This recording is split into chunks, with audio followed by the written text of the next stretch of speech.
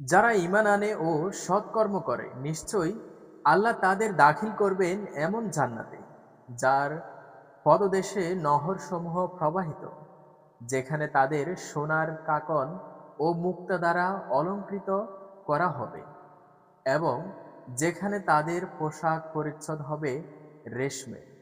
সূরা হজ আয়াত 23।